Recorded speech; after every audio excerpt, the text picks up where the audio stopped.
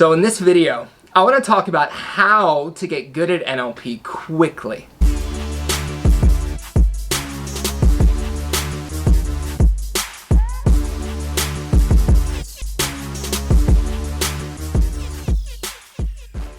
So, I'm going to share the quote-unquote magical ways to speed up your development, right? In NLP, we focus on accelerated learning. There's a lot of concentration on how to utilize your unconscious to maximize performance. And I am going to talk about that. It's important, it's incredibly powerful, but it's not the only resource you have. I want to talk first about some of the obvious things that most people are not doing. So firstly, go to a good training. When I think about good training, I think about John Grinder, Richard Bandler, Sean Carson, John Overdurf, myself. Stay posted. There will be information about how you can train with me shortly. A good trainer, like when I was learning martial arts, you would never try to learn martial arts from a book or a YouTube video. You could gain insights. You could get little incremental gains. But it's very different to have a martial arts instructor watch you as you throw a punch. It's a very different thing. And then to be able to correct you. It's very different, by the way, to get punched by a martial arts instructor than to read about the way torque is applied by the rotation of the fist. Experience is how you learn this stuff. So you need a good training where you can be with somebody who's going to do NLP with you so you can have the experience, right? When I learned NLP first, I read it in this book called NLP for Dummies, which is a bad name for an NLP book, first of all. But I would do an exercise like anchoring, and I wouldn't really go into a good state. And then when I worked with skilled practitioners, I would go into a profoundly different quality of state. And that matters. You want to have good change work done on you so you know what NLP is at its best. That's the bar you should set. You're not going to get it from a book.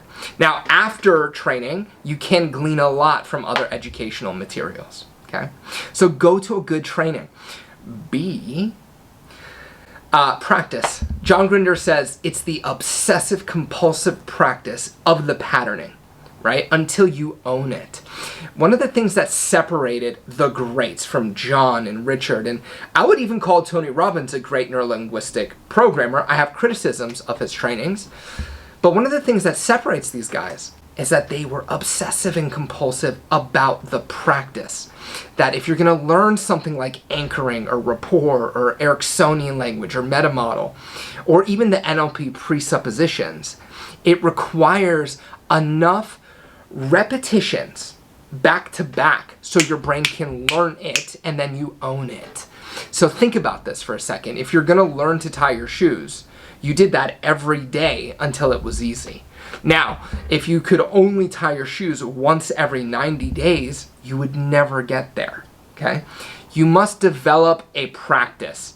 In the same way, if you're learning yoga, you have a practice. If you're learning martial arts, you have a practice. If you are learning to read and write, you have a repetitive process that allows you to automate the learnings. You have to get that practice in. Your flying hours, they have to be in there. So let's talk now about the magic piece. What is it when you're learning NLP? How can you apply NLP to learn NLP faster? Well, let's start at the top. Let's start with beliefs. You have beliefs about how quickly you can learn. When I was getting much better at anchoring, one of the things that I did is I became aware of the fact that I had a belief about my ability to do it. And changing that belief, suddenly, anchoring got a lot easier. I could just do it spontaneously. Now, I had put in a lot of hours of practice first, but the belief was a limiter to my skills showing up.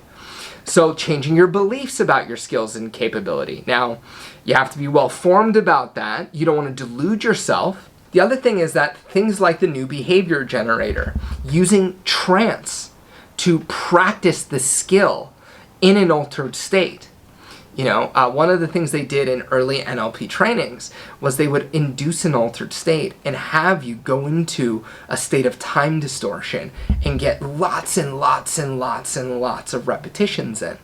That if you imagine doing that skill over and over and over again with something like the New Behavior Generator, you will produce sudden, gigantic leaps in your performance. So those can really add to this. The training and the practice. But when you put them both together, and you get good training, and you practice, and you add the mindset, and then you experience a massive skill gain, and then you go back to training to have somebody review what you're doing, you will become masterful.